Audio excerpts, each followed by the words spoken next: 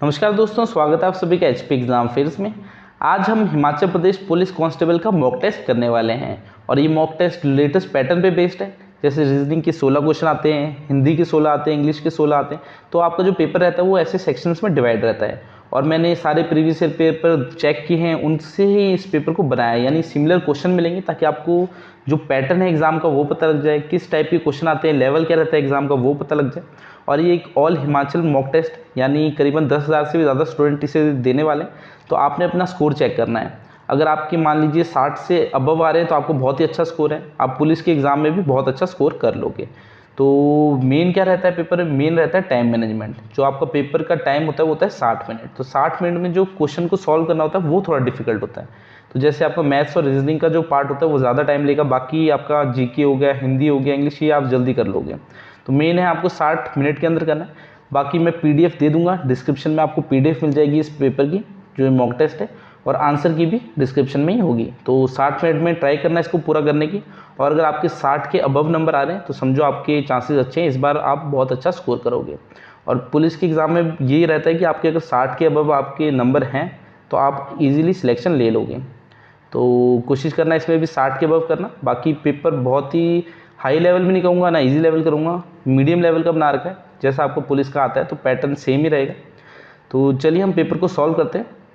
ये एक solve paper रहने वाला है, यानी मैं वन बाय वन आपको सारे क्वेश्चन कराऊंगा और डिटेल में इनके आंसर बताऊंगा। तो जो हमारा सबसे पहला सेक्शन होगा वो जीके का सेक्शन होगा। चलिए हम अपना पहला क्वेश्चन देखते हैं। पहला क्वेश्चन है, कोल बांध किसके सहयोग से बनाया जा रहा है? तो जो कोल बांध है किसके सहयोग से बनाया जा रहा है? ये बनाया जा रहा है रशिया के सहयोग से, यानी ऑप्शन बी। तो भारत और रशिया का एक जॉइंट वेंचर है। अगर आपसे पूछे कि कोल बांध कितनी इलेक्ट्रिसिटी जनरेट करता है तो इसका जो आपका राइट आंसर है वो है 800 मेगावाट। तो 800 मेगावाट इलेक्ट्रिसिटी जनरेट करता है कोल बांध।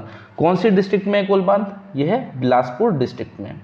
तो वैसे तो इजी सा क्वेश्चन है, 2017 में क्वेश्चन भी आ रखा था कि जो कोल बांध है इसकी एग्जीक्यूटिंग एजेंसी कौन है? तो इसका जो राइट आंसर था वो था एनटीपीसी, यानी नेशनल थर्मल पावर कॉरपोरेशन।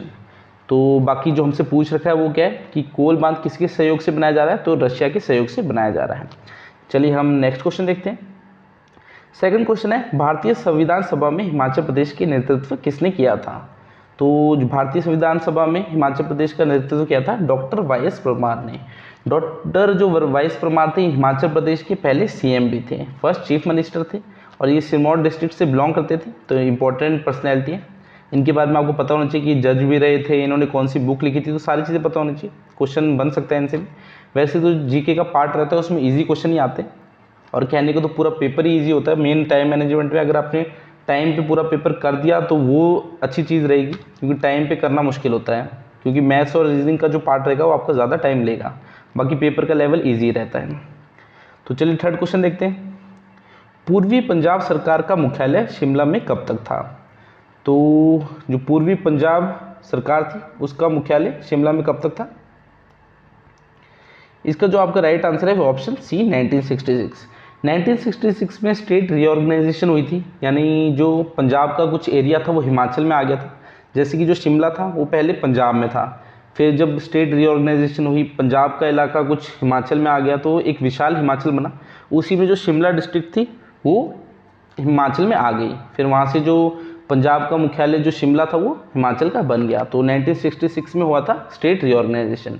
और ये क्वेश्चन भी आ रखे एग्जाम में कि स्टेट रीऑर्गेनाइजेशन कब हुई, हिमाचल कब एक बड़ा राज्य बना? तो वो बना 1966 में, जब पंजाब के एरिया को हिमाचल में मिला दिया गया। तो चलिए फोर्थ क्वेश्चन देखते हैं। फोर्थ है, शानन विद्युत परियोजना किस जिले में स्थित है? तो जो शानन परियोजना है ये कौन से जिले में? ये है मंडी जिले में। जो शानन विद्युत परियोजना है ये हिमाचल प्रदेश की सबसे ओल्डेस्ट हाइड्रो पावर प्रोजेक्ट भी है। और कितने मेगावाट इलेक्ट्रिसिटी जनरेट करता है? 110 मेगावाट। तो शानन विद्युत परियोजना किस जिले में? ये है मंडी जिले में। चलिए नेक्स्ट क्वेश्चन देखते हैं। फिफ्थ क्वेश्चन है, महिमा पुस्तकालय कहाँ स्थित है? तो महिमा पुस्तकालय कहाँ पर है? ये है नाहन में। ऐसी अगर आपसे मैं पूछूं कि रोरिक आर्ट गैलरी का है, वो है नगर में। तो आपने सिमिलर चीज़ें याद करनी, बहुत ही इजी क्वेश्चन है। अगर आप हिमाचल की अगर नॉर्मल बुक भी लो, जैसे हिमाचल दर्पण, उसको भी अच्छे से रीड करो, 3-4 बार रीड करो, तो आपको चीज़ें अपने आप ही याद होने लग जाएगी। तो वैसे तो हिमाचल जी की बहुत ईजी है, अगर इससे आपको क्वेश्चन आता है। एक बार रीडिंग की ज़रूरत है, बाकी रिवाइज करते रहोगे तो चीज़ें अपने आप याद हो जाएगी। तो फिफ्थ क्वेश्चन क्या था, महिमा पुस्तकालय कहाँ पर है, ये है नाहन में। सिक्स्थ क्वेश्चन है हिस्ट्री ऑफ मंडी स्टेट पुस्तक के लेखक कौन थे। तो जो बुक्स होती है वो आपने सारी याद करनी है, किसने कौन सी बुक लिखी। तो इसमें हमसे पूछा है हिस्ट्री ऑफ मंडी स्टेट किसने लिखी है, ये लिखी है मनमोहन सिंह ने। तो वैसे ही वाइस परमार ने भी एक बुक लिख रखी है, उसका नाम है पोलेंड्री इन द हिमालयास। तो ऐसे आपको सबने लेखक जो आपके राइटर्स है सबकी बुक्स याद करनी है, उन्होंने कौन सी लिखी है, शांता कुमार ने कौन सी लिखी है, जो भी मेन राइटर्स थे उनकी सबकी आपको याद करनी है। सेवन्थ क्वेश्चन है, सेवन्थ क्वेश्चन देखते हैं। सांगला घाटी में अधिकतर साल में एक ही फसल होती है क्योंकि घाटी का वातावरण। तो जो सांगला घाटी है, सांगला घाटी कहाँ पर आती है, ये आती है किन्नौर में। तो जो लाहौल स्पीति है और किन्नौर है वहाँ पर आपका जो मौसम रहता है वो कैसा रहता है, वो रहता है अति ठंडा। तो बर्फ़ गिरती है तो ठंडा ही होगा ऑटोमेटिकली। तो इसका जो आपका राइट आंसर है वो है अति ठंडा। सांगला घाटी का अधिकतर साल में एक ही फसल होती है क्योंकि घाटी का वातावरण अति ठंडा है। चलिए 8th क्वेश्चन देखते हैं। बड़ा बंगाल ग्लेशियर में कौन सी नदी उद्गम होती है। तो बड़ा बंगाल से कौन सी नदी निकलती है, बड़ा बंगाल से निकलती है रावी। जो बड़ा बंगाल है कहाँ पर है, ये है कांगड़ा में। तो रिवर्स का भी आपको सारा पता होना चाहिए, कहाँ से उनका ओरिजिन होता है, हिमाचल में कितनी लेंथ है उनकी सहायक नदियाँ, क्योंकि एक क्वेश्चन आपका बनेगा, डेफिनेटली बनेगा इससे। तो रिवर्स बहुत ही इंपॉर्टेंट टॉपिक है, इसका आपने सारे याद करना है। तो जो बड़ा बंगाल है कांगड़ा में, वहाँ से कौन सी नदी का ओरिजिन होता है, उद्गम होती है, वो है रावी। 9th क्वेश्चन है कालका शिमला रेलवे लाइन का मुख्य इंजीनियर कौन था। तो जो कालका शिमला लाइन थी इसका मुख्य इंजीनियर कौन था, वो था एच.एस. हैरिंगटन, यानी ऑप्शन ए। तो इसका राइट आंसर है ऑप्शन ए, कालका शिमला रेलवे लाइन का मुख्य इंजीनियर था एच.एस. हैरिंगटन। चलिए हम नेक्स्ट क्वेश्चन देखते हैं। 10th क्वेश्चन है मनु का प्राचीनतम मंदिर कहाँ स्थित है। तो जो मनु था इसका प्राचीनतम मंदिर कहाँ पर था, ये है मनाली में, ऑप्शन ए। ऑप्शन ए इसका राइट आंसर है। तो अगर आप हिमाचल प्रदेश में सरकारी एग्ज़ाम्स की तैयारी कर रहे हैं तो आप हमारे टेलीग्राम चैनल को ज्वाइन कर सकते हैं। वहाँ पर मैं फ्री टेस्ट सीरीज़ डालता रहता हूँ, कोई भी एग्ज़ाम की नोटिफिकेशन आती है, कोई भी भर्ती आती है तो उसकी नोटिफिकेशन आपको वहाँ मिल जाएगी। फ्री स्टडी मटेरियल डालता रहता हूँ, तो बहुत ही इंपॉर्टेंट स्टफ़ मिलेगा आपको वहाँ पर। आपको क्या करना है, टेलीग्राम में जाना है और सर्च करना है HP एग्ज़ाम अफेयर्स। तो वैसे मैं आपको लिंक भी दे दूंगा डिस्क्रिप्शन में, वहाँ से भी ज्वाइन कर सकते हो। तो टेलीग्राम चैनल को ज़रूर ज्वाइन करना, वहाँ पर आपको बहुत ही ज़्यादा इंपॉर्टेंट चीज़ें मिलेगी और एग्ज़ाम की नोटिफिकेशन मिलती रहेगी। जैसे कुछ छोटी पोस्टें भी आती है जहाँ कम वैकेंसीज होती है तो उनका लोगों को पता नहीं लगता, तो कम लोग फिल करते हैं। तो मैं हर तरह की जो भी आपकी नोटिफिकेशन आती है वो डाल देता हूँ ग्रुप में, चाहे किसी भी डिपार्टमेंट में है। और हिमाचल की डालता हूँ, मेन हिमाचल के लिए बना रखा है हमने जो अपना टेलीग्राम चैनल बना रखा है, तो इसको ज़रूर ज्वाइन कर लेना। HP एग्ज़ाम फेयर सर्च कर लेना टेलीग्राम पे, या फिर डिस्क्रिप्शन में लिंक दे दूंगा, वहाँ से ज्वाइन कर लेना। चलिए हम 11th क्वेश्चन देखते हैं। निम्न में से किसकी रचना हर्षवर्धन ने नहीं की है। तो देखने वाली लाइन क्या है इसमें, कि नहीं की है। तो निम्न में से किसकी रचना हर्षवर्धन ने नहीं की है। तो ऑप्शन क्या दिए हैं, हर्षचरित, रत्नावली, प्रियदर्शिका, नागानंद। तो जो रत्नावली है इसकी रचना भी कर रखी है हर्षवर्धन ने, प्रियदर्शिका इसकी भी कर रखी है, नागानंद की भी कर रखी है। तो इसका जो राइट आंसर है वो है हर्षचरित। हर्षचरित किसने लिखी है, हर्षचरित लिखी है बाणा भट्ट ने, जो कि हर्षवर्धन का कोर्ट पोएट था। तो बाणा भट्टा था जिसने हर्षचरित लिखी है।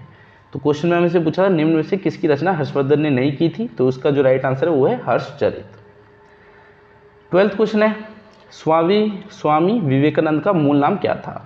तो जो स्वामी विवेकानंद थे इनका मूल नाम क्या था, वो था नरेंद्रनाथ दत्त। तो ऑप्शन ए इसका राइट आंसर है।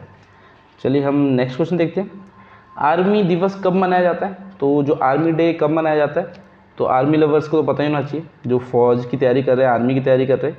तो आर्मी डे कब मनाया जाता है, ये मनाया जाता है 15 जनवरी को।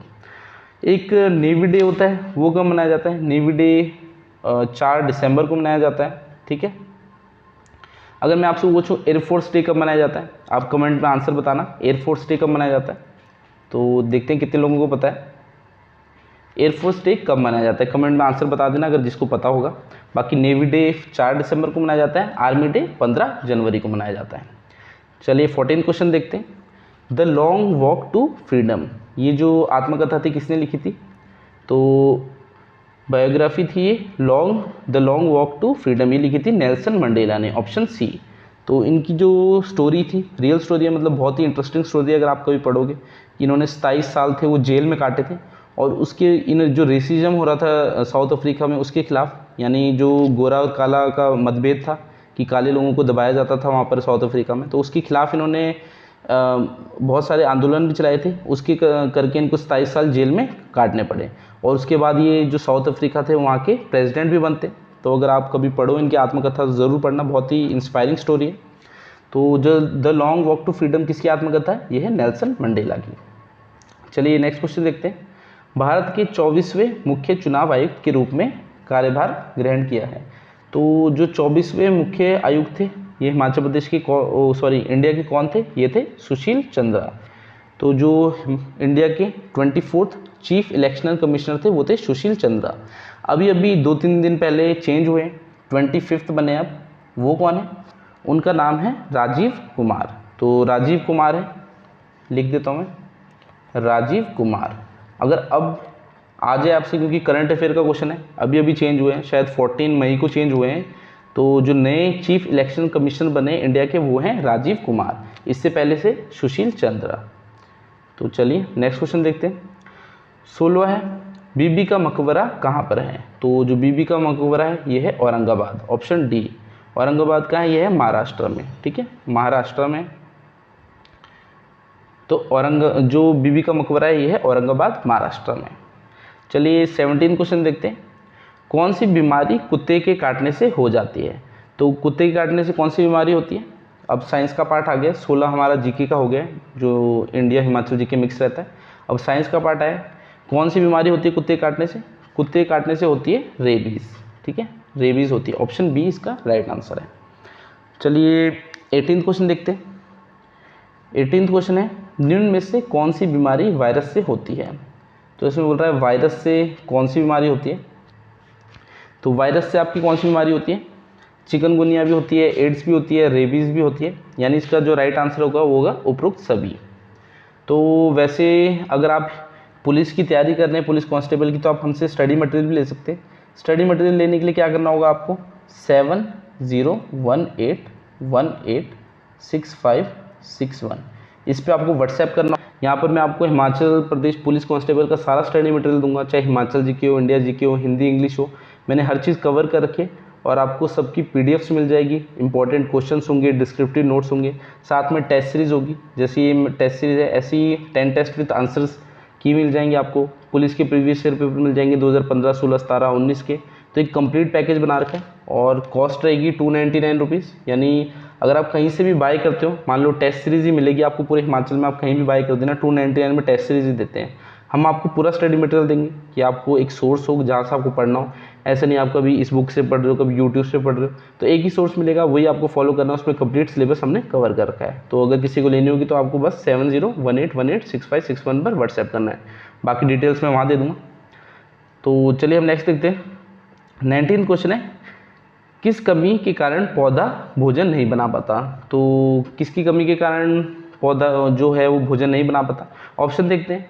ऑप्शन ए दिया है क्लोरोफिल, ऑप्शन बी दिया है कार्बन, सी ऑप्शन है ऑक्सीजन, डी ऑप्शन है नाइट्रोजन। तो अगर आपने सिंपली 10वीं में साइंस भी पढ़ी होगी तो आपको पता होगा जो क्लोरोफिल है इसकी मदद से ही जो भोजन है वो प्लांट बनाता है। तो इसका जो राइट आंसर है वो है ए। अगर क्लोरोफिल की कमी होगी तो जो प्लांट होगा वो भोजन नहीं बना पाएगा। चलिए नेक्स्ट क्वेश्चन देखते हैं। टाइफाइड शरीर के किस अंग को प्रभावित करता है? तो जो टाइफाइड है ये कौन से अंग को प्रभावित करता है? तो ये करता है आंत को, यानी इंटेस्टाइन को। तो टाइफाइड किसको प्रभावित करता है? आंत को, यानी इंटेस्टाइन को प्रभावित करता है। चलिए 21 क्वेश्चन देखते हैं। सूर्य की सतह पर कौन सी गैस पाई जाती है? तो जो सूर्य की सतह है उस पर कौन सी गैस पाई जाती है? उस पर पाई जाती है हीलियम, ठीक है।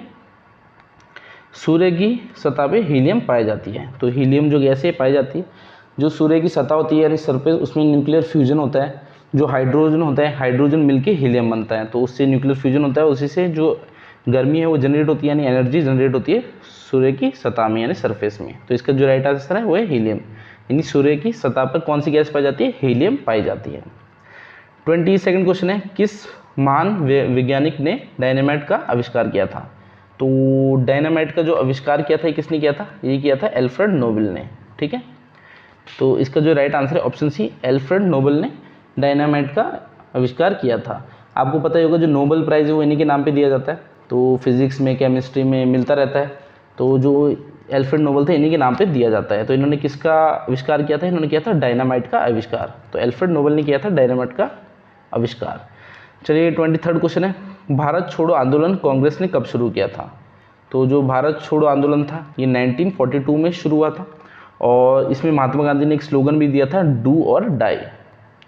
तो डू और डाई एक स्लोगन भी दिया था उन्होंने, ठीक है। तो क्विट इंडिया मूवमेंट कब स्टार्ट हुआ था? 1942 में, 8 अगस्त 1942 को। चलिए नेक्स्ट क्वेश्चन देखते हैं। 24th क्वेश्चन है, सौरमंडल में कुल कितने ग्रह हैं? तो सौरमंडल में यानी सोलर सिस्टम में टोटल 8 ग्रह हैं। ऑप्शन डी इसका राइट आंसर है।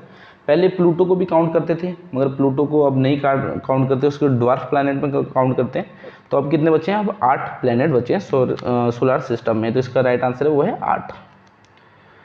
25th क्वेश्चन है, 25th अब हमारा हिंदी का सेक्शन स्टार्ट हो गया। हिंदी के 16 क्वेश्चन करेंगे। तो चलिए हम पहला क्वेश्चन देखते हैं। पहला क्वेश्चन है वो है अंतर के पट खोलना। तो इस जो मुहावरा है इसका अर्थ क्या है? अंतर के पट खोलना, इसका अर्थ है विवेक से काम लेना, यानी ऑप्शन सी। तो मैं आपको बता देता हूँ, हिंदी में जैसे मुहावरे हो गए, संधि विच्छेद हो गए, समास हो गए, पर्यायवाची हो गए, ये ऐसे टॉपिक है, इससे आपको क्वेश्चन आएगा। तो ऐसा आपको ये टॉपिक करने ही करने। अब मैं इस टेस्ट सीरीज में चाहे कैसे भी पर्यायवाची डाल दूँ, ये नहीं कि जो आपका रियल एग्जाम होने वाला है जो भी जून में बता रहे हैं तो उसमें यही आ जाएंगे। ऐसा आपको सारे ही पढ़ने पड़ेंगे, चाहे पर्यायवाची आप कोई भी हो, संधि विच्छेद जितने भी है सारे ही पढ़ने पड़ेंगे, क्योंकि कोई भी आ सकता है, ऐसा नहीं मतलब जो बताए यही आएगी। तो ये तो पता आपको बताने के लिए कि इस टॉपिक को आपको पढ़ना है। तो जैसे मुहावरे हो गए, मुहावरे से आपको क्वेश्चन आएगा ही आएगा, संधि विच्छेद, समास, पर्यायवाची, तो इन टॉपिक से आपको क्वेश्चन आएगा ही आएगा। तो ये आपने ज़रूर करने हैं। तो अंतर के पट खोलना, इसका अर्थ क्या है? विवेक से काम लेना। अगला मुहावरा क्या है? 26 नंबर का क्वेश्चन हमारा है, अंगूठी का नग होना। तो इसका जो मतलब है वो है अनुरूप जोड़ा होना। तो अंगूठी का नग होना, इसका अर्थ है अनुरूप जोड़ा होना। तो मुहावरे आपको आएंगे ज़रूर पढ़ना। अब हमें शुद्ध वर्तनी बतानी, यानी स्पेलिंग देखनी है किसमें सही। तो तहसीलदार की स्पेलिंग देखनी। ऑप्शन ए तहसीलदार ये ठीक लग रही है, बाकी आपकी सारी खराब लग रही है, तो बाकी आपकी मतलब गलत लिखी हुई है। तो ऑप्शन ए इसका राइट आंसर होगा। तो 27 का जो राइट आंसर है वो ऑप्शन ए तहसीलदार ऐसे लिखते हैं, ठीक है। तहसीलदारी, सॉरी तहसीलदारी लिखा है, तहसीलदार नहीं तहसीलदारी।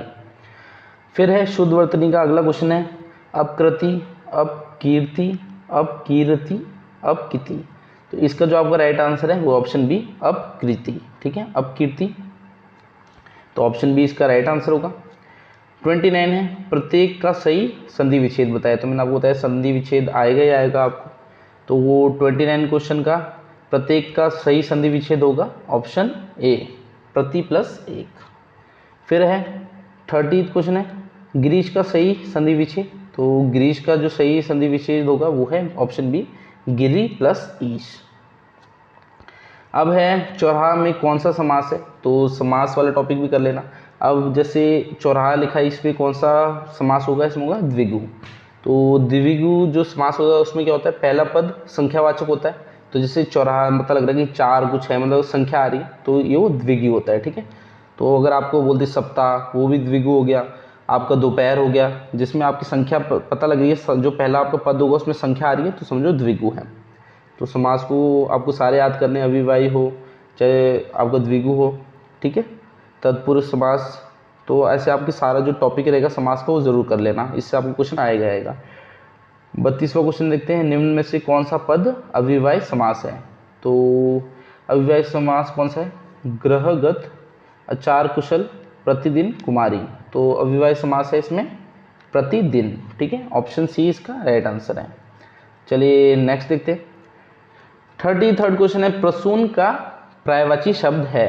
तो प्रसून का जो पर्यायवाची है वो है पुष्प। नेक्स्ट देखते हैं पर्यायवाची, तरनी का पर्यायवाची शब्द है। तो तरनी किसका है? तरनी है सूर्य का, ठीक है। तो ऑप्शन ए इसका राइट आंसर होगा। अब हम 35 देखते हैं, लौकिक। लौकिक का क्या मतलब हुआ?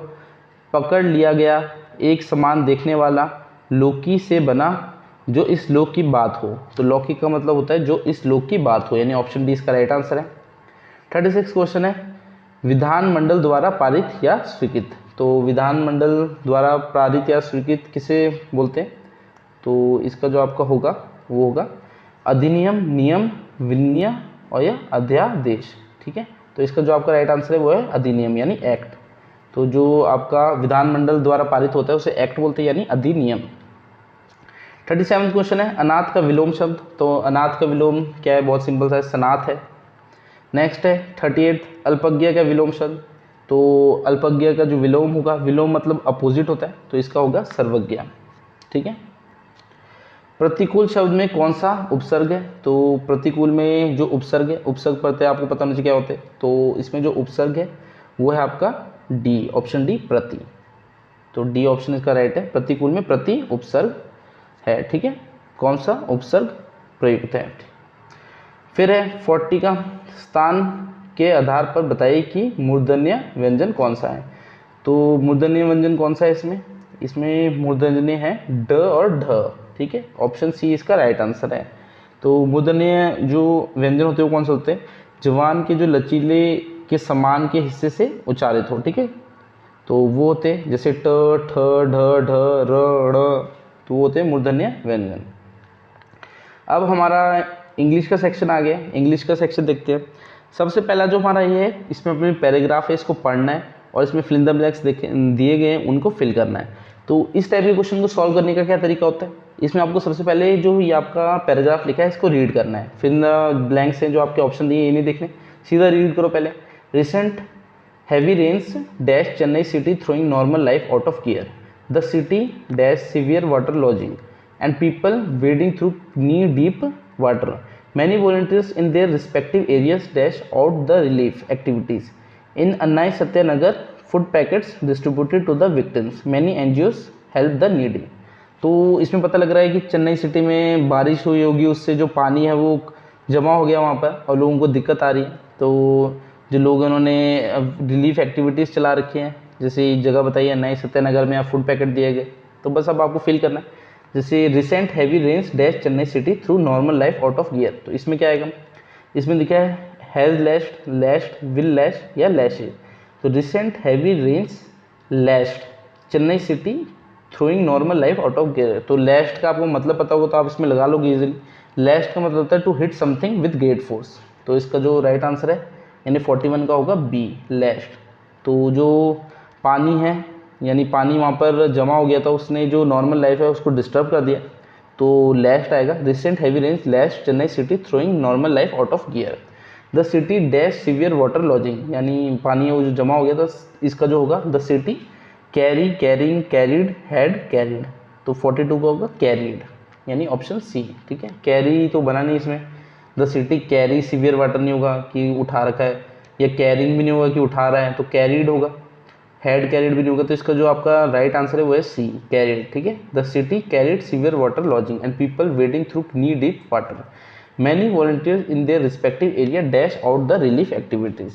तो 43rd का होगा आपका, 43rd में many volunteers in their respective areas wear out the relief activities. तो इसका ऑप्शन ए होगा, यानी wear out for the relief activities. फिर है आपका in Annai Sathyanagar food packets are distributed to the victims, यानी ऑप्शन ए आर। ठीक है, ऑल्सो नहीं होगा, जैसे आपको लगाने में पता लग रहा है food packet also distributed, food packet but distributed, food packet were distributed. तो इसमें बता रहा है कि जो अन्नाई सत्यनगर है वहाँ फूड पैकेट्स डिस्ट्रीब्यूट किए जा रहे हैं जो विक्टिम्स हैं, जो उस वाटर जो लॉज हुआ उससे प्रॉब्लम आई जिन्हें। फिर है many NGOs dash help the needy. तो many NGOs humanely help the needy. Humanely क्या हो गया? एक मानवता के साथ, यानी मानवता ही मतलब होता है इसका ह्यूमनली का। तो many NGOs humanely help the needy, option D 45 का राइट आंसर होगा। ठीक है, सिंसियरली नहीं आएगा, अर्नेस्टली नहीं आएगा, या नहीं रेडिली ये भी नहीं आएगा। ठीक है, ह्यूमनली आएगा इसमें। तो सबसे पहले जो आपका पैराग्राफ होगा इसको रीड कर लेना, बाकी इंग्लिश भी आपकी ठीक होनी चाहिए, तब आप इजीली सेंटेंस में डाल सकते हो वर्ड्स को, आपको पता लग जाएगा कि यही सही होगा।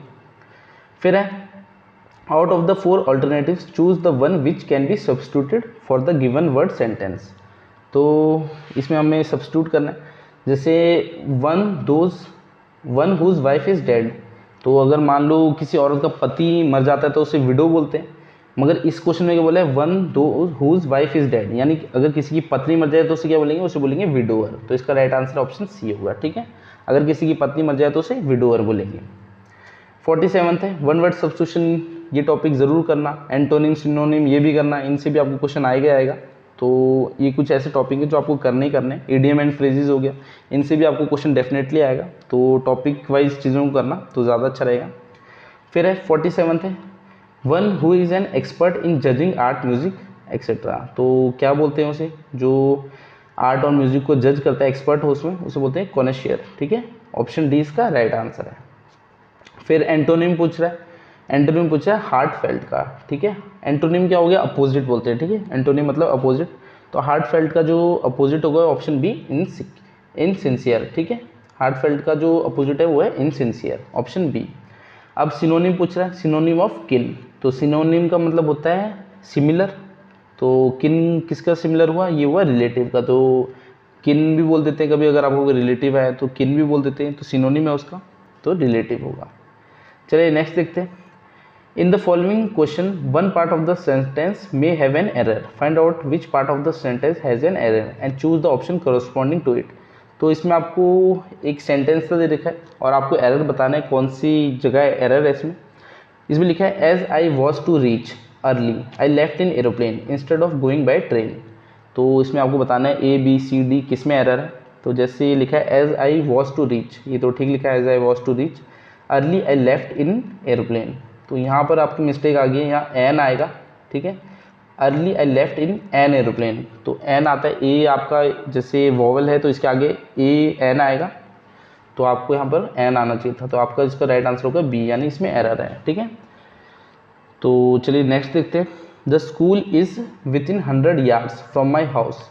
तो इसमें बताना एरर क्या है, the school is with in 100 आएगा इसमें, विद इन 100 यार्ड्स, यानी ऑप्शन बी इसमें आपका एरर है। तो ये चीज़ आप कैसे कर पाओगे, अगर आपने नाउन प्रोनाउन वर्ब जो आपका ये इंग्लिश ग्रामर का पार्ट रहता है, अगर आपने अच्छे से कर रखा होगा तो आपको एरर पता लग जाएगा। तो इसलिए आपको नाउन प्रोनाउन वर्ब एडजेक्टिव ये सब जो टॉपिक है पढ़ने पड़ेंगे, तो तभी आप इन चीज़ों को कर पाओगे, तभी आपको एरर पता लग पाएगा। चलिए आगे देखते हैं। Choose the correct spelled word out of the given alternate. तो स्पेलिंग बतानी है, सही स्पेलिंग कौन सी है, कमांडर की सही स्पेलिंग कौन सी है, इसमें देखते ही पता लग रहा है कमांडर में डबल एम आता है, तो ऑप्शन ए इसका राइट आंसर होगा। चलिए अब पैसेंजर लिखा है नीचे, पैसेंजर की सही स्पेलिंग क्या है, पैसेंजर की जो सही स्पेलिंग है वो है ऑप्शन बी। तो 53 में लिखा है PASSENGER, तो पैसेंजर की सही स्पेलिंग है ऑप्शन बी। तो स्पेलिंग वाला भी आ जाता है आपको, करेक्ट स्पेलिंग वाला क्वेश्चन भी डेफिनेटली मिल जाएगा देखने को। अब देखते हैं, choose the correct meaning of the idiom given in the bold sentence. तो मैंने आपको बोला ईडियम फ्रेजेस भी पढ़ लेना, इस टॉपिक से भी क्वेश्चन आता है। Caesar was done to death by the conspirators. तो डन टू डेथ का क्या मतलब होता है, इसका मतलब होता है मर्डर्ड, ऑप्शन डी। ठीक है, 54 का जो राइट आंसर है वो है मर्डर। अब हम नेक्स्ट देखते हैं, फिल द ब्लैंक्स आ गया। How much did it dash to reach Mumbai by car. तो how much did it charge price cost estimate, तो इसमें आएगा how much did it cost to reach Mumbai by car, तो ऑप्शन सी इसका right answer है। He applied for and was dash legal aid by the labour ministry. He applied for and was granted legal aid by the labour ministry, तो 56 का जो आपका right answer है वो है ऑप्शन बी। अब हम रीजनिंग का सेक्शन करने वाले हैं। रीजनिंग में टोटल हम 16 क्वेश्चन देखेंगे, और अगर आपने अभी तक चैनल को सब्सक्राइब नहीं किया तो सब्सक्राइब कर दीजिए, साथ ही अपने अपने ग्रुप्स में शेयर कर दीजिए और स्टूडेंट्स के साथ जो भी एग्ज़ाम की तैयारी कर रहे हैं हिमाचल प्रदेश में। और जो स्टूडेंट्स मेरे साथ पहले से जुड़े हैं उनको पता ही होगा कि मैं एकदम जेन्युइन कंटेंट बनाता हूँ आपकी हेल्प करने के लिए। ऐसा नहीं कि हर कुछ वीडियो बना देता हूँ कि 30 क्वेश्चन इनको देख लो एग्ज़ाम में ज़रूर आएंगे, मतलब मेन मेरा व्यूज़ नहीं होता, मेन होता है जेन्युइन कंटेंट देना आपको, आपकी हेल्प करना एग्ज़ाम के लिए। और ऐसा है कि अगर मेरी वजह से किसी का एग्ज़ाम क्लियर होगा तो मुझे बहुत ही अच्छा लगेगा, क्योंकि मैं खुद एक गवर्नमेंट एम्प्लॉई हूँ, सरकारी नौकरी करता हूँ। तो ऐसे अगर आपकी हेल्प कर सकूँ वही मेरे लिए मेन रहेगा, और मेन ऐसा नहीं कि मतलब ग्रो करना है चैनल को, ये करना है वो करना है। बाकी आप अगर कंटिन्यूली जुड़े हुए तो आपको पता ही होगा कि कंटेंट हमारा कैसा रहता है, तो ज़्यादा तो मैं डिस्कस करूँगा नहीं। बाकी हम मेन टॉपिक पे आते हैं अपने। अब हम रीजनिंग के क्वेश्चन करने वाले हैं, और सीटिंग अरेंजमेंट का क्वेश्चन है, ये पुलिस के एग्ज़ाम में आ ही जाता है, तो इससे 5 क्वेश्चन अटैच रहते हैं। तो मैं आपको बताता हूँ इस क्वेश्चन को कैसे करते हैं। चलिए क्वेश्चन को पढ़ते हैं। निम्नलिखित जानकारी को ध्यान से पढ़िए और नीचे दिए गए प्रश्नों के उत्तर दीजिए। तो इसमें लिखा है ABCDEFGH और I केंद्र की ओर मुंह करके एक वृत्त के गिर्द बैठे हैं। तो कितने टोटल, 1 2 3 4 5 6 7 8 9 बंदे। ठीक है, 9 बंदे एक सर्कल है, ठीक है, उसमें 9 बंदे बैठे हुए हैं और सर्कल का जो उनका फेस की पोजीशन है वो अंदर की साइड को है। तो पहले हम डायग्राम बनाएंगे, 1 2 3 4 5 6 7 8 और 9, ठीक है, 9 बंदे और उनका जो फेस होगा वो अंदर की साइड को होगा, ठीक है। अब जैसा जैसा क्वेश्चन में बोला है हम एक एक स्टेटमेंट लेंगे और वैसे वैसे ही बनाते जाएंगे, ठीक है। तो सी ए के बाएं को तीसरा है, तो मान लो कि ए ये रहा, ठीक है, ए हमने इसको मान लिया, तो सी है वो ए के बाएं को तीसरा है। तो दायां और बायां क्या, दायां आपका राइट हैंड हुआ, बायां आपका लेफ्ट हैंड हुआ। तो बायां मतलब इस तरफ हुआ, तो बायां तीसरा यानी 1 2 3 यहाँ पर आएगा सी, ठीक है, बाएं को तीसरा है। तो ये पहली पोजीशन थी, दूसरी ये, तीसरी ये, ठीक है, तीसरी जगह मैंने बना दिया। अब बोला है ई ए के दाएं को चौथा है, तो ए हमने यहाँ पर माना है कि यहाँ बैठा है, तो इसके जो चौथा है वो ई है, ठीक है। ई ए के दाएं को चौथा है, तो दाएं की तरफ यानी राइट हैंड साइड जाएंगे, 1 2 3 4 यानी यहाँ पर आएगा ई। तो जैसे जैसे आपसे स्टेटमेंट में बोला है वैसे ही बनाना है आपको। अगर आपने जो फिगर है वो सही बना दिया तो समझो आपके 5 के 5 नंबर आपको मिल गए, फिगर गलत हो गया तो 5 के 5 नंबर आपके गए। तो ये मेन फिगर आपका सही बनना चाहिए। तो पहली ओहो, चलिए वापस बनाना पड़ेगा, थोड़ा सा मुझसे यहाँ पर गलत वो हो गया। तो देखिए सर्कल था, थोड़ा बड़ा ही बना देता हूँ सर्कल। तो सर्कल बनाया, 1 2 3 4 5 6 7 8 9, 9 बंदे थे। पहली स्टेटमेंट में क्या बोलता, सी ए के बाएं तीसरा है, तो हमने मान लिया कि ए यहाँ बैठा है, इसके बाएं तीसरा सी है, 1 2 3 यहाँ सी आएगा। फिर बोला है ई ए के दाएं चौथा है, तो दाएं चौथा है ई, ठीक है, 1 2 3 4, तो ई यहाँ पर आएगा। फिर बोला है डी आई के बाएं को चौथा है और ए के दाएं को दूसरा है, तो जो डी है वो आई के बाएं को चौथा है, जो ए के दाएं को दूसरा है। तो इसमें आपको समझना है कि ए के दाएं को दूसरा आई है, तो ए के दाएं को दूसरा आई यानी आई यहाँ पर आएगा दूसरा, ठीक है, पहली पोजीशन दूसरी पोजीशन। और बोले डी आई के बाएं को चौथा है, तो आई के बाएं यानी लेफ्ट हैंड साइड, चौथा है डी, 1 2 3 4 यानी डी यहाँ पर आएगा। तो बाकी ऐसा है, मैंने आपकी रीजनिंग हो गई, मैथ्स होगी, इन पे टॉपिक वाइज लेक्चर्स भी बना रखे हैं। आपने क्या करना है, हमारे चैनल को ओपन करना है, वहाँ पर प्लेलिस्ट मिल जाएगी। अगर आप मैथ में आपको दिक्कत आ रही है तो मैंने हर एक टॉपिक पे वीडियो बना रखी है और बहुत ही अच्छे तरीके से समझा रखा है, उसमें ट्रिक्स बता रखी है आपने कैसे जो क्वेश्चन है उन्हें जल्दी सॉल्व करना है, तो उनको देख लेना, तब आपके डाउट क्लियर हो जाएंगे। बाकी अभी तो मैं टेस्ट सीरीज करा रहा हूँ तो इसके अकॉर्डिंग करा रहा हूँ, अगर मेन आपको टॉपिक पढ़ा रहा होता तो थोड़ा डिटेल में बताता। तो चलिए हमने बना दिया डी आई के बाएं को चौथा है, जो ए के दाएं को दूसरा है। अब बोला है एफ बी के बाएं को तीसरा है, जी ए के निकटतम पड़ोसी नहीं है, यानी ए यहाँ पर, तो जी यहाँ पर भी नहीं आएगा ना यहाँ पर आएगा, ठीक है, जी नहीं आएगा इन दोनों पोजीशन में। अब हमसे बोला एफ बी के बाएं को तीसरा है, तो जैसे बी यहाँ पर है तो तीसरा मतलब 1 2 3 एफ यहाँ पर आएगा, ठीक है। तो जी की पोजीशन में मतलब कि जी ए के आस पड़ोस में नहीं आएगा, तो पोजीशन कौन सी बची जी के लिए, जी के लिए मान लिया हमने यहाँ मान लिया ये है जी, ठीक है, जी की पोजीशन हमने यहाँ मान ली, 2 ही बची थी हमने यहाँ मान ली। अब यहाँ लिखा था बी एफ के बाएं को तीसरा है, तो बी को यहाँ लो क्योंकि इसके बाएं को तीसरा एफ अपने आप आ जाएगा, 1 2 3 यानी एफ यहाँ पर अपने आप बन रहा है, देखिए डायग्राम सही बन रही है। अब हमारा ए की बंदा बचा है, कौन बचा है, वो बचा है एच, तो यहाँ खाली स्थान है, यहाँ पर एच आ गया, ठीक है। तो ये हमारा फिगर बन गया, एकदम करेक्ट फिगर बन गया। अब हम क्वेश्चन देखेंगे, जैसे कि ई के संबंध में एच का क्या स्थान है, तो ई के संबंध में एच का क्या स्थान है, तो ई के संबंध में एच का स्थान है, इसका जो आपका राइट आंसर है ई के बाईं तरफ की तीसरा है एच, तो ई के बाएं को तीसरा है एच, यानी 57 का आपका राइट आंसर है ऑप्शन ए, ठीक है। ई के देखिए बाईं तरफ तीसरा है एच, ई फिर जी आई एच यानी तीसरे में आया एच, तो इसका जो राइट आंसर है वो है ए। फिर पूछा है जी के दाएं को तीसरा कौन है, तो जी कहाँ पर है, जी ये रहा, जी के दाएं मतलब राइट हैंड साइड, ये देखिए अंदर की साइड को बैठा है ना, तो दाएं इसका इस तरफ हुआ, राइट हैंड साइड इस तरफ हुआ। तो जी के दाएं को तीसरा कौन है, पहली पोजीशन ये, दूसरी ये, तीसरी ये यानी सी। तो 58 का जो राइट आंसर होगा वो ऑप्शन डी, इनमें से कोई नहीं, क्योंकि सी तो यहाँ ऑप्शन दिया ही नहीं है और सी आ रहा है इसमें। तीसरा कौन बैठा है जी के दाएं को, वो बैठा है सी, तो ऑप्शन डी इसका राइट आंसर होगा। फिर बोला है ई के दाएं को पांचवा कौन है, तो ई के दाएं को पांचवा यानी इस साइड को, तो 1 2 3 4 5 यानी ए, ऑप्शन डी। ठीक है, ऑप्शन डी आएगा। 59 का जो राइट आंसर है ऑप्शन डी, यानी ऑप्शन ए बैठा है। ठीक है, ए के दाएं को पांचों कौन है, वो है ए, तो ऑप्शन डी इसका राइट आंसर है। 59 का राइट आंसर है डी। तो मैं आपको बता देता हूँ, बाकी आपको फिगर तो मैंने बता ही दिया। एच के बाएं को दूसरा कौन है, तो एच के बाएं को दूसरा कौन आएगा, वो आएगा बी। ठीक है, तो बी यहाँ पर ऑप्शन दिया नहीं है, तो इसका राइट आंसर इनमें से कोई नहीं होगा। फिर बोला है डी के एकदम दाएं कौन है, डी के एकदम दाएं भी बी है, तो यहाँ ऑप्शन नहीं दिया, तो इसका आंसर भी ऑप्शन डी होगा। ठीक है, इनमें से कोई नहीं। तो सीटिंग अरेंजमेंट का क्वेश्चन हमारा हो गया। अब हम बाकी क्वेश्चन देख लेते हैं। नीचे दिए गए विकल्पों में से विषम संख्या शब्द को चयन कीजिए। तो देखिए ये नंबर दे रखे हैं, इसमें हमें ऑड बताना है कि बाकी तीन तो एक दूसरे से मैचिंग होंगे, बाकी जो चौथा वो ऑड हुआ, तो वो बताना है हमें। देखिए 31 है, ये किसी के टेबल में नहीं आता। 41 है, ये किसी के टेबल में नहीं आता। 61 है, ये किसी के टेबल में नहीं आता। बट 51 है, ये 3 के टेबल में आता है, जो 3 है उसके टेबल में आएगा। तो इसमें जो आपका सी है, ऑप्शन सी अलग है, यानी विषम है। जो 51 है ये 3 की टेबल में आ रहा है, बाकी जो नंबर 3 है वो किसी की भी टेबल में नहीं आ रहे, या तो 1 की टेबल में या तो अपने टेबल में, बाकी किसी में नहीं आ रहे। और 51 है जो 3 की टेबल में आ रहा है, तो ये आपका अलग हो गया। 63rd क्वेश्चन है। अब हमें बताए ए, चलिए इसको पढ़ते हैं पहले।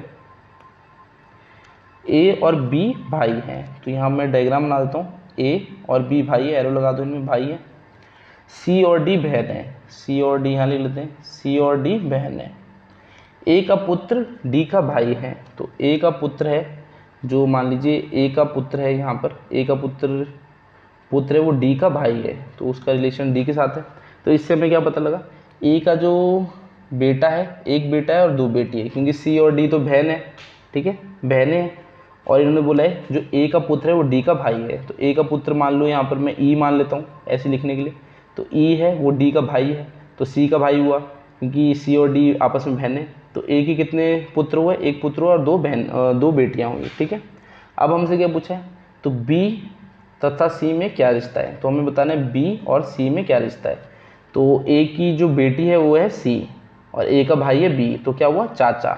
तो बी तो चाचा ही लगा उसका, क्योंकि जो उसके पापा है उसका भाई कौन है, बी है। ठीक है, सी का पापा ए है, उसका भाई बी है, तो चाचा इसका राइट आंसर है। 63 का राइट आंसर है ए। तो बहुत ही सिंपल क्वेश्चन था। चलिए हम नेक्स्ट क्वेश्चन देखते हैं।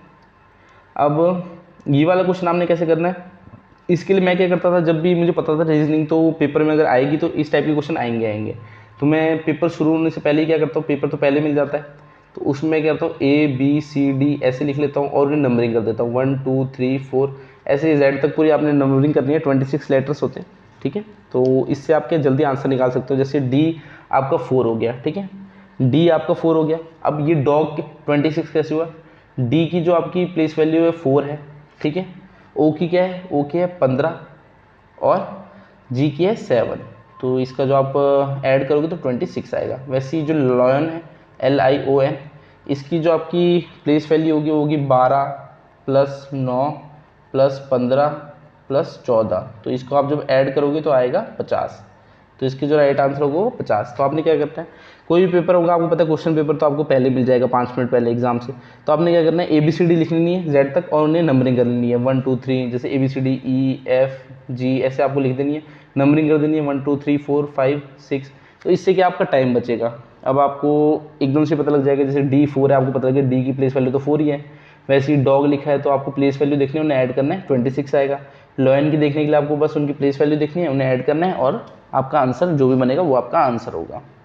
तो ये ट्रिक कह लो या थोड़ी चालाकी कह लो, मैं तो ऐसे ही करता था। बाकी आप देख लेना, अगर आपको एग्ज़ाम के टाइम करना हो तो कर लेना, क्योंकि करना तो पड़ेगा ही आपको इसको सॉल्व करने के लिए। बाकी आपकी इच्छा है जैसे आपको करना हो। चलिए 65वां क्वेश्चन देखते हैं। यदि किसी कूट भाषा में मैंगो को JDKJL लिखा है, वैसे ड्रिंक को कुछ लिखा हुआ है, तो हमें बताना है लिम्का को कैसे लिखते हैं। तो अब आपका जो ये वाला क्वेश्चन है ये भी उसी से सॉल्व होगा जो आपने अल्फ़ाबेटिक सीरीज़ लिखी। देखिए जैसे आपने मैंगो लिखना है, पहले जो मैंगो है, फिर उसके नीचे लिखना है JDKJL। ठीक है, अब जब आप अल्फ़ाबेटिक सीरीज़ देखोगे उससे आपको हेल्प मिलेगी। इसमें जो M है और J है उसका रिलेशन क्या है कि M से तीन जो आपका पहले होगा वो J आ रहा है। ठीक है, अब आपने जैसे अल्फ़ाबेटिक सीरीज़ लिखी है ABCD EF ऐसे आपने सीरीज लिखी है, उससे आपको पता लग जाएगा कि M से 3 पहले J आ रहा है, A के 3 बाद D आएगा, ठीक है, A के 3 बाद D आएगा, N से 3 पहले K आएगा, J के 3 बाद G के 3 बाद J आएगा, O से 3 पहले L आएगा। तो ऐसे ये बना हुआ है जो आपका कोड बना हुआ है। वैसे अब आपको लिम्का का बताना है, तो लिम्का का क्या करना है आपको, L से 3 पहले क्या आएगा, L से 3 पहले आएगा, इसका जो आएगा वो आएगा I, ठीक है, L से 3 पहले आएगा I। फिर उसके बाद आपने देखना है कि I के 3 बाद क्या आएगा, वो आएगा L, M से 3 पहले J और C से 3 पहले F, वैसे A के 3 पहले X, ठीक है, 3 बाद X आएगा। तो ऐसे ही आपका जो आपका कोड है बना हुआ है। अब इसको आप उसी सीरीज से कर सकते हो। अगर आपने ABCDFGH लिखी है, अब मेरे पास यहाँ थोड़ा टाइम भी नहीं है, जल्दी थोड़ी वीडियो बनानी, तो मैं लिख नहीं सकता पूरी। तो ABCD अगर आपने लिखी होगी उससे आपको पता लग जाएगा कि जो सीरीज़ है उसमें आपको देखना है M और J में क्या रिलेशन है, A और D में, वैसे आपको लिम्का का बनाना है। तो वो सिंपल सा ही क्वेश्चन है वैसे। बाकी मैंने रीजनिंग की पूरी सीरीज़ बना रखी है, वो आप चैनल में देख लेना, वहाँ पर आपको टॉपिक वाइज लेक्चर मिल जाएंगे। तो इसका जो आपका 65 का राइट आंसर था वो ऑप्शन A था। अब हमसे बोला है 66 क्वेश्चन में नीचे दिए गए विकल्पों शब्दों में से उस चुनिए जो दिए शब्द के अक्षरों को प्रयोग से लिखा जा सकता है। तो ये कुछ वर्ड दे रखा है, इससे कौन सा वर्ड बन सकता है। तो देखिए जो नेशन है ऑप्शन बी, ये बन सकता है। एन भी है, यहाँ पर एन है, बाकी एशियन तो लास्ट में है ही, तो ये बन जाएगा आपका। बाकी जो है ये नहीं बनेंगे। जैसे कि यहाँ पर बी दिया है, ट्राउगैब जो लिखा आपका, इसमें बी, मगर जो आपका स्टैगनेशन है इसमें बी नहीं है। तो आपने बस ये देखना है कि कौन से इसके अक्षरों से कौन सा जो वर्ड है वो बन जाएगा। तो बहुत ही सिंपल है क्वेश्चन। तो 67वां क्वेश्चन है, एक आदमी अपने कार्यालय से चला और 10 किमी पूर्व की ओर चला। तो आपको डायग्राम बनाना पड़ेगा, डायरेक्शन टेस्ट, सेंस टेस्ट वाला है। तो इसमें आपको क्या करना होगा, पहले आपको जो डायरेक्शन है वो लिखनी होगी। जैसे उत्तर हो गया, उत्तर, पूर्व, पश्चिम और दक्षिण। तो ऐसे डायरेक्शन लिख लेना। अब जो जैसे जैसे बोल रहा है वैसे करते हैं। मान लीजिए वो व्यक्ति यहाँ पर है, उसका कार्यालय यहाँ है, वो एक आदमी अपने कार्यालय से चला और 10 किलोमीटर पूर्व की ओर चला। तो 10 किलोमीटर चला पूर्व की ओर, ठीक है। फिर वह बाएं घुमा और 6 किलोमीटर चला। तो दायां राइट हैंड साइड, बायां लेफ्ट हैंड साइड, यानी यहाँ को चला, तो 6 किलोमीटर यहाँ को चला, ठीक है। फिर अपने दाएं और मुड़ा और 5 किलोमीटर चला। फिर अपने दाएं मुड़ा, अब इस डायरेक्शन में, तो यहाँ से दाएं कहाँ हुआ, इस तरफ हुआ, तो इस तरफ चला, 5 किलोमीटर चला। और वह दोबारा दाएं और घूमा और 5 किलोमीटर चला। तो यहाँ से अब कहाँ दायां उसका राइट हैंड साइड, यहाँ पर 6 किलोमीटर वापस चला, ठीक है। अब यहाँ पहुँच गया। वह अपने कार्यालय से कितनी दूरी पर है। तो देखिए 10 किलोमीटर तो ये डिस्टेंस है, और ये वाला ऊपर वाला कितना है, 5 किलोमीटर। तो ये वाला भी आपका 5 किलोमीटर है। बाकी 6 जो उसने ऊपर को लिया था वैसे ही नीचे को ले लिया था, तो अब यहाँ पर है, इस जगह पे है, और यहाँ से उसने स्टार्ट किया था। ये डिस्टेंस 10 किलोमीटर था, ऊपर वाले से हमें पता लगा ये वाला 5 है। टोटल कितना हो गया, 15। तो इसका राइट आंसर है ऑप्शन डी, 15 किलोमीटर। तो बहुत ही ईजी सा क्वेश्चन है। 68 क्वेश्चन है, यदि 49 छात्रों की एक पंक्ति में नेहा का स्थान दाएं से 26वां है, तो बाएं से कौन सा स्थान होगा। तो इस टाइप के क्वेश्चन में आपको क्या करना है, इस टाइप के क्वेश्चन में आपको करना होता है, जैसे कि टोटल 49 स्टूडेंट थे, अब दाएं से उसका 26वां स्थान था, तो माइनस कर दो 49 में से 26, तो आप इसे माइनस करोगे तो 23 आएगा, ठीक है। तो पता लग जाएगा कि बाएं से उसके जो स्टूडेंट है वो है 23, मगर उसका स्थान पूछा है तो +1 करना पड़ेगा, क्योंकि उसे भी तो लेना पड़ेगा। जब हमने 26 माइनस किया तो उसको भी माइनस कर दिया था, उसके स्थान को भी। तो इसका जो राइट आंसर आएगा वो है 24, ठीक है। तो टोटल 49 थी जो आपकी पंक्ति में छात्र थे। फिर दाएं से हमें पता था कि 26 छात्र थे, तो हमने माइनस कर दिया, बचे कितने, 23, यानी बाएं में 23 है। अब उसको भी ऐड करना पड़ेगा, ठीक है। उसको ऐड करने के लिए हमने 1 ऐड कर दिया, तो इसका आंसर आ गया 24। तो यदि 49 छात्रों में एक पंक्ति में नेहा, तो नेहा को हमने ऐड किया 23 में, तब 24 आया, ठीक है। नेहा का स्थान दाएं से 26वां था, तो बाएं से उसका 24वां स्थान होगा। तो सिंपल सा ही क्वेश्चन है। निम्नलिखित दिए गए श्रृंखला में लुप्त संख्या ज्ञात करिए। तो 2, 3, 5, 7, 11, 13, तो ये तो देखते पता लग रहा है प्राइम नंबर है, तो अगला प्राइम नंबर क्या आएगा, 17 आएगा। तो इसका राइट आंसर है ऑप्शन बी। प्राइम नंबर क्या होते हैं, जो अपनी टेबल में आते हैं, जैसे 3 होगा, ये अपनी टेबल में आएगा या 1 की टेबल में आएगा, ठीक है। तो वैसे 11 हो गया, ये 1 की टेबल में आएगा या 11 की टेबल में आएगा, और किसी टेबल में नहीं आएगा। अब बोल रहा है यदि यदि प्लस का अर्थ गुणा हो सक, तो इसमें बता रखा है कि जैसे प्लस का अर्थ गुणा है, माइनस का जोड़ है, अगर मल्टीप्लाई उसका भाग है, तो हमें बस जो साइन है उन्हें चेंज करना है। तो जैसे यहाँ लिखा है 4 + 3 - 18 × 9 / 3, तो इसका हमें बताना है। अब प्लस का क्या मतलब है, जैसे प्लस का लिखा है यहाँ पर गुणा, तो प्लस की जगह गुणा लगा दो। माइनस का जो अर्थ है वो जोड़ है, माइनस की जगह प्लस लगा दो। और मल्टीप्लाई का क्या है, मल्टीप्लाई का अर्थ है भाग, भाग का मतलब हो गया डिवाइड, तो मल्टीप्लाई की जगह डिवाइड लगा दो। डिवाइड का अर्थ है घटा यानी माइनस। तो ये साइन चेंज करने हैं आपको बस। अब यहाँ पर इनको लिख लो। अब इसको सॉल्व करना है। अब बोर्ड मैथ्स वाले तरीके से देखोगे तो पहले आपको इसको सॉल्व करना पड़ेगा। ये 2 आ जाएगा, डिवाइड पहले आएगा, फिर 4 × 3 करोगे 12 आएगा, यहाँ प्लस का साइन वही आ गया -3, तो 12 + 2 14 - 3 11, तो इसका आंसर होगा 11। तो 11 इसका राइट आंसर ऑप्शन डी। चलिए नेक्स्ट देखते हैं। 71 क्वेश्चन है। 35 + 5 / 7 - 5 = 65। समीकरण मालूम करने के लिए चिन्ह में परिवर्तन करने हैं। यानी अगर हमें इसका राइट आंसर निकालना है, जैसे ये 65 बनना चाहिए, अभी जैसे 5 को डिवाइड करोगे 7 से कुछ और ही बन जाएगा, मतलब 65 नहीं बन रहा, तो हमें चेंज करना है साइन। चलिए पहले वाला देखते हैं। जैसे 35 लिखा है, डिवाइड को मल्टीप्लाई में परिवर्तन करें, तो प्लस देखो यहाँ पर लिखा है 5, डिवाइड की जगह मल्टीप्लाई डाल के देखते हैं 7 - 5। तो अब इसका आंसर देखते हैं। 7 × 5 35 हो गया। 35 पहले लिखा होता प्लस किया हमने, तो 70 हो गया। 70 में से -5 करोगे तो 65। देखिए ये वाला ठीक बन रहा है, यानी जो इसका राइट आंसर ऑप्शन ए ही है। तो आपको डिवाइड की जगह मल्टीप्लाई डालना है और आंसर आ जाएगा। बाकी आप कोई भी करोगे तो उसमें नहीं बनेगा 65। अब नेक्स्ट है 72 क्वेश्चन। इसमें आपको बताना है कि जो आपकी फिल इन द ब्लैंक्स है इसमें कौन सी जो वर्ड हैं आएंगे। इस टाइप के क्वेश्चन को करने के लिए क्या करना होता है, जैसे आपका इसको या तो 4 में डिवाइड करो या तो 5 में, किसी एक में तो आंसर बन जाएगा। चलिए पहले 5 में करके देखते हैं। 1 2 3 4 5, तो 5 ऐसे करता हूँ मैं, पहले अलग से लिख देता हूँ। R A dash A dash R A dash A N dash A M और डैश और डैश। ठीक है, 5 लेने हमको पहले। 1 2 3 4 5, तो यहाँ पर एक लाइन डाल दीजिए। 1 2 3 4 5, फिर लाइन डाल दीजिए। अब आपको जैसे जैसे दिए वैसे करिए। जैसे देखिए यहाँ पर R दे रखा है, तो यहाँ पर भी इसके यहाँ से हटा, यहाँ पर भी R आएगा। यहाँ लास्ट में N है तो यहाँ पर भी N आएगा। जैसे बीच वाले में N दे रखा है हमें, यहाँ A है तो यहाँ पर भी A होगा।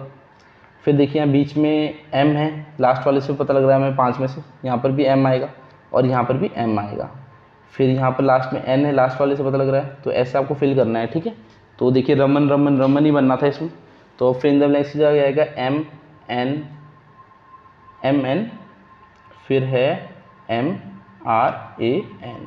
तो ये किस में दे रखा है, ये दे रखा है ऑप्शन डी में, तो ऑप्शन डी इसका राइट आंसर है। तो ये ट्रिक कैसे सॉल्व करने की, 5 में डिवाइड करो या 4 में। तो अगर 4 में तो वैसे आना नहीं था, 5 में आना था, तो किसी एक में तो आ ही जाएगा, या तो 5 में या तो 4 में डिवाइड करके। जैसे रमन रमन रमन बन रहा है इसमें। अब हम देखेंगे मैथ्स के क्वेश्चन। मैथ्स के टोटल 8 क्वेश्चन है इस सीरीज़ में, तो चलिए मैथ्स के क्वेश्चन करते हैं। मैथ्स सेक्शन का जो पहला क्वेश्चन है वो है, पहला क्वेश्चन है, एक व्यक्ति 120 मीटर लंबे रेलवे प्लेटफॉर्म पर खड़ा है। वह देखता है कि एक ट्रेन जो उसे 5 सेकंड में पार करती है 15 सेकंड में स्टेशन से पूरी तरह से गुजरती है। ट्रेन की लंबाई है। तो वैसे तो मैंने क्वेश्चन डाल दिया, अगर आपने पूरी सीरीज़ देखनी होगी, मैंने एक 15 लेक्चर्स की सीरीज़ बना रखी है पूरी मैथ्स में, तो उसे ज़रूर देख लेना। उससे आप अगर मैथ्स में वीक होंगे, क्योंकि मैंने देखा है मैक्सिमम स्टूडेंट मैथ्स में वीक होते हैं, तो आपके सारे डाउट क्लियर हो जाएंगे, आपको क्वेश्चन जल्दी कैसे सॉल्व करना है वो पता लग जाएगा। जैसे स्पीड डिस्टेंस टाइम वाला जो कॉन्सेप्ट है वो लगेगा, यानी speed is equal to distance divided by time, तो उससे हम निकालेंगे। अब इसमें क्या है, जैसे जो एक व्यक्ति है वो 120 मीटर लंबे रेलवे प्लेटफॉर्म पर खड़ा है, तो प्लेटफॉर्म की लेंथ है 120, ट्रेन की हमें पता नहीं, हम उसे x लेंगे। ठीक है, वह देखता है कि एक ट्रेन जो उसे 5 सेकंड में पार करती है, तो इससे हमें पता क्या लगा कि अगर स्पीड निकालनी है तो x डिवाइडेड बाय जो ट्रेन की खुद की लेंथ होगी और 15 सेकंड में उसे पार कर रही है, तो इससे हमें स्पीड मिल जाएगी। अब दूसरी बार हम स्पीड लगाएंगे जब वो प्लेटफॉर्म और ट्रेन अपनी खुद की लेंथ को पार करेगी, तो उसे 15 सेकंड लगेंगे डिवाइडेड बाय 15। तो बस इस फॉर्मूले में हमने पुट किया। अब हमें दो स्पीड की वैल्यू हो गई, हमें इकट्ठी करनी है उन्हें, 120 + x divide by 15 equal to x by 15। तो वैसे तो जल्दी से कर रहा हूँ, आपको अभी पता नहीं लग रहा होगा। अगर डिटेल में चीज़ देखनी होगी तो देख लेना, वीडियो लेक्चर्स आपको मिल जाएंगे प्लेलिस्ट में हमारी। तो अब इसको सॉल्व करते हैं। यहाँ पर मैंने थोड़ा सा मिस्टेक कर दिया, 5 आएगा, ठीक है। जो आदमियों से पार करने में उस ट्रेन को 5 सेकंड लग रहे हैं, तो यहाँ पर भी x की जगह 5 आएगा, ठीक है। अब इसको काट लेते हैं 1 ज़ा और 3 ज़ा, तो ये 120 plus x equal to 3x। अब x वहाँ जाएगा तो 120 माइनस हो जाएगा 3x में से x, तो 2x बचेगा, तो x की वैल्यू आएगी 60। तो इसका जो राइट आंसर है वो है 60। तो 60 मीटर जो ट्रेन की लंबाई है वो है 60 मीटर।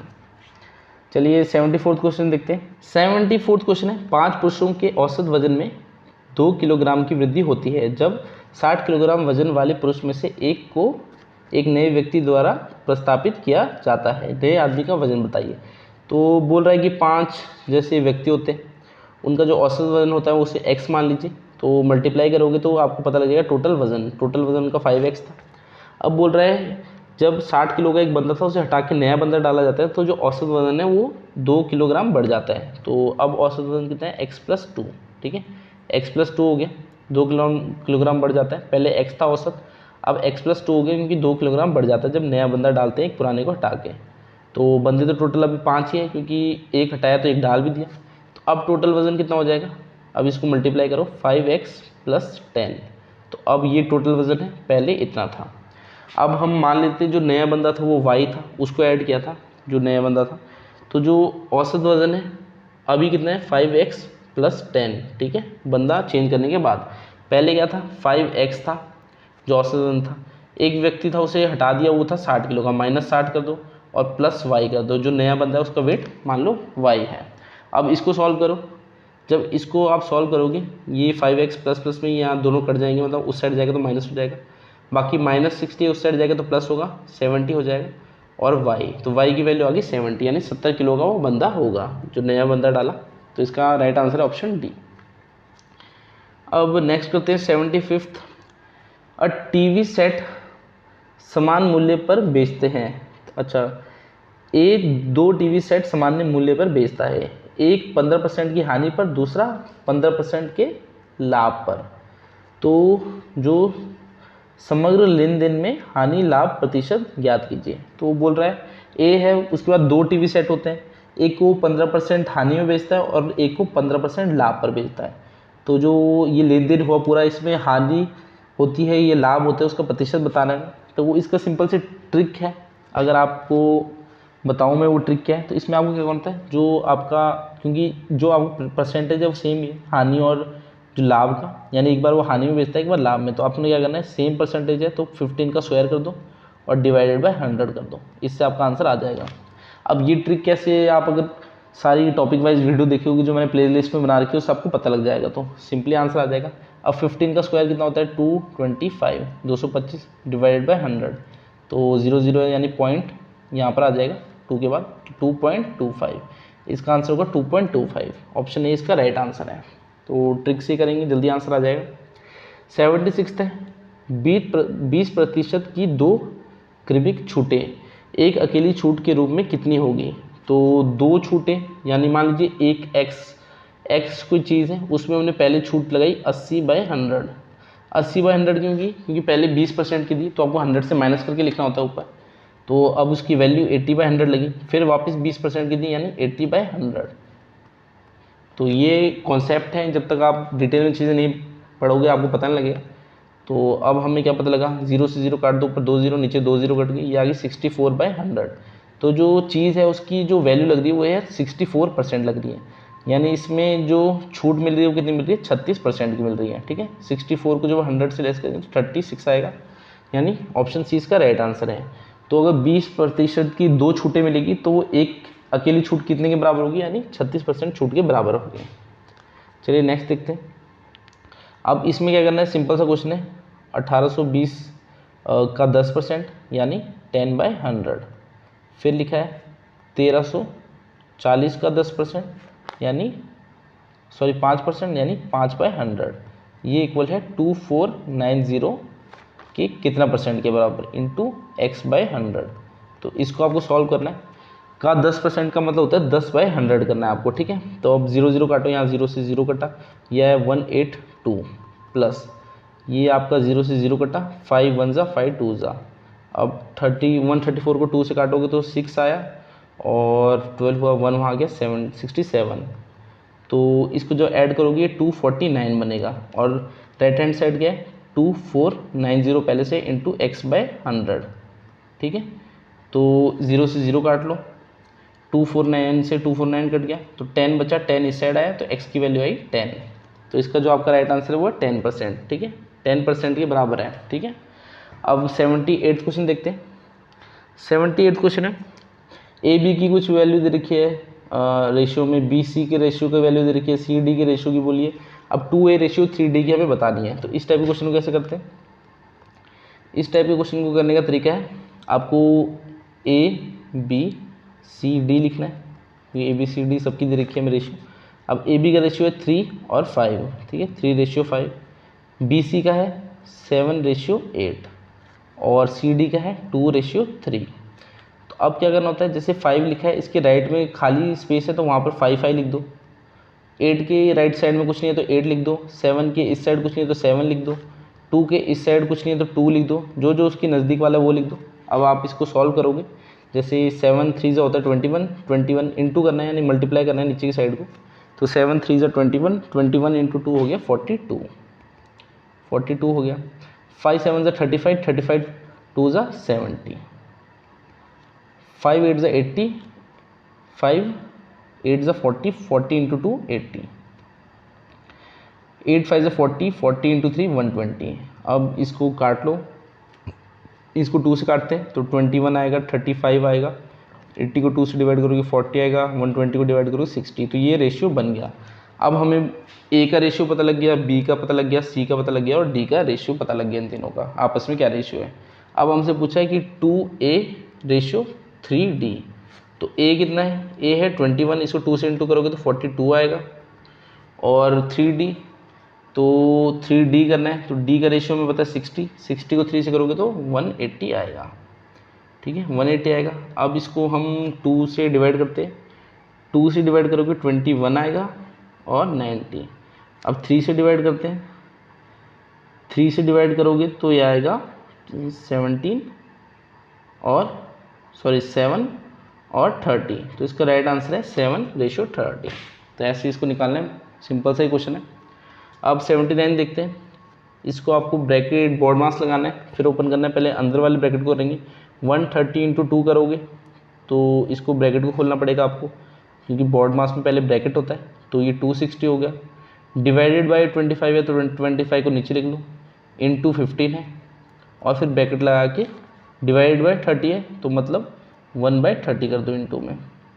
अब इसको सॉल्व करते हैं, 2/2 से कटा, 5 से कटा, 5 3 50, 5 25, ठीक है। अब यहाँ से काट दो, 3 1 3 10 तो 260 डिवाइडेड बाय 5 इंटू 10 50। अब 0 से 0 काट दो। अब 26 को 5 से डिवाइड करोगे तो आपका आंसर आएगा 5.2। इसका राइट आंसर है 5.2। तो इसमें बोर्ड मास, जो बोर्ड मास होता है वो वाला मेथड लगाने सॉल्व करने के। अब लास्ट क्वेश्चन है हमारा, एक नाव धारा की दिशा में 24 किमी दूरी 2 घंटे में तय करती है और धारा के विपरीत 8 किमी दूरी 4 घंटे में तय करती है, तो धारा की वेग कितना है। तो वैसे तो ये क्वेश्चन मैंने गलत लिखा है। अब मैंने ये जानबूझ के गलत लिखा है, क्यों लिखा है, क्योंकि एग्ज़ाम में क्या हो सकता है, आपको मैथ वाला सेक्शन बीच में आ सकता है और आपको इस टाइप का क्वेश्चन आ जाएगा जिसमें आपको पता ही नहीं लगेगा, ऑप्शन भी मतलब हर कुछ ही दे रखे हैं तो क्वेश्चन से मेल भी नहीं खाते। तो आप इसको सॉल्व करने लगोगे, आपका आंसर आएगा ही नहीं और आप इसमें टाइम वेस्ट करते जाओगे। मान लो अगर आपने पहले जीके का सेक्शन किया, फिर मैथ का सेक्शन आ गया, आप मैथ करने लगे, तो मैथ में अगर आपको एक क्वेश्चन भी गलत आ गया, हो सकता है क्योंकि गलत आ जाता है। अब मैंने क्या देखा था, 2017 में एक सीटिंग अरेंजमेंट का क्वेश्चन था, वो गलत आ गया था। तो उससे क्या हुआ था, जो मतलब टाइम था बच्चों को वो लग गया उसमें ज़्यादा, उसको सॉल्व करते रहे, उनका आंसर ही नहीं आ रहा। और उससे क्या हुआ, 60 मिनट का तो आपका टोटली टाइम होता है। तो मेन होता है अगर आपको क्वेश्चन नहीं हो रहा आपसे, कई बार गलत भी क्वेश्चन आ जाता है, कई बार सही होगा वो भी नहीं होगा आपसे, तो ऐसे उसमें टाइम नहीं वेस्ट करना। अगर नहीं हुआ तो बस उसको छोड़ देना, अगला करते जाना। ऐसे पहले पूरा पेपर कर लेना, फिर लास्ट में देखना जो चीज़ आपसे छूट गई है। तो ऐसे नहीं टाइम वेस्ट करते जाना। तो 80 क्वेश्चन है ये गलत है, इसमें इसका कोई भी आंसर बनेगा नहीं, ना क्वेश्चन भी नहीं पता लगेगा क्या है, तो ये गलत ही छाप रखा। तो बाकी जो हमारा सॉल्व पेपर था ये था। तो कुछ मैंने आपको टेक्निक्स बताई कैसे आपको सॉल्व करना है। मैथ्स और रीजनिंग को हमेशा लास्ट में सॉल्व करना है क्योंकि बहुत टाइम कंज्यूमिंग होते हैं, बाकी जो सेक्शन है आप जल्दी कर लोगे। तो आज का जो हमारा मॉक टेस्ट था वो इतना ही था, मैंने आपको सारी चीज़ें बता दी है। अब आप इसको नीचे से डाउनलोड कर सकते हो। वैसे तो आपने अगर डाउनलोड करके खुद सॉल्व कर दिया होगा तो बहुत अच्छा है। अपने नंबर कमेंट में लिख लेना कितने नंबर बन रहे हैं। अगर आपके 60 के अबव नंबर बन रहे हैं तो बहुत ही अच्छा स्कोर है, और इस बार जो जून में आपका एग्ज़ाम होने वाला है उसमें भी आप बहुत ही अच्छा स्कोर करोगे। तो क्वेश्चन का जो लेवल था वो ठीक ही रखा है, ज़्यादा हार्ड भी नहीं रखा ना ज़्यादा ईजी रखा है। तो ज़रूर ट्राई करना, और अपना स्कोर जो आपने अचीव किया है इसमें 60 मिनट में, टाइम जो आपका होगा उससे ज़रूर देखना कि 60 मिनट में आप इसे सॉल्व करो। कमेंट में अपना स्कोर लिख लेना ताकि और स्टूडेंट्स को पता लगे कितना स्कोर कर रहे हैं सब।